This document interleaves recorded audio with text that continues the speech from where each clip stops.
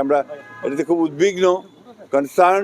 বিশেষ আমরা মনে করি এটা সরকারের একটা ব্যর্থতাই বলবো যে তারা অস্ত্র উদ্ধার করতে পারেনি এবং এখন পর্যন্ত আইন শৃঙ্খলা পরিস্থিতি সেই রকম একটা উন্নত হয়েছে বলে আমার কাছে মনে হয় না।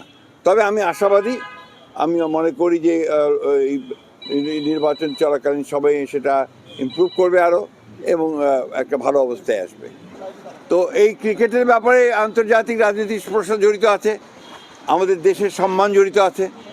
নিঃসন্দেহে আমাদের একজন ক্রিকেটারকে অপমান করা হয়েছে, আমরা মনে করি এটা আমাদের দেশকেই অপমান করা হয়েছে। সেই ক্ষেত্রে আমি মনে করি ক্রিকেট কন্ট্রোল বোর্ডের যে সিদ্ধান্ত, সেই সিদ্ধান্তের সঙ্গে আমরা একমত, কিন্তু একই সঙ্গে আবার এটাও মনে করি যে ছোটোখাটো বিষয়গুলো নিয়ে অল্প জনের মধ্যেই সমাধান করাই হচ্ছে বেটার। অবশ্যই আমাদের কমিটমেন্ট আছে, আমরা তিস্তা, পদ্মা এবং অভিন্ন নদী যতগুলো আছে সেগুলো সবগুলোর ব্যাপারেই আমরা ভারতের সঙ্গে আমরা এনগেজ করব এবং আমরা তাদের কাছ থেকে পানি হিস্সা আদায় করব। অবশ্যই আসবে।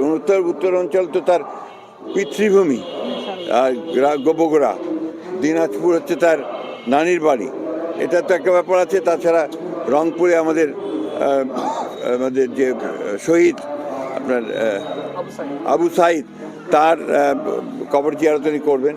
আমাদের এদিকেও অনেক শহীদ আছেন, তাদের কবর জিয়ারত করবেন। তো এইটা হবে। এখন পর্যন্ত তো নির্বাচন পরিস্থিতি ভালোই মনে হচ্ছে।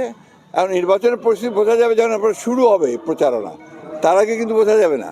এখন তো আপনার সবাই যে যার সাংগঠনিক ব্যাপারগুলো গোছাচ্ছে, আপনার মননের ব্যাপারগুলো গোছাচ্ছে।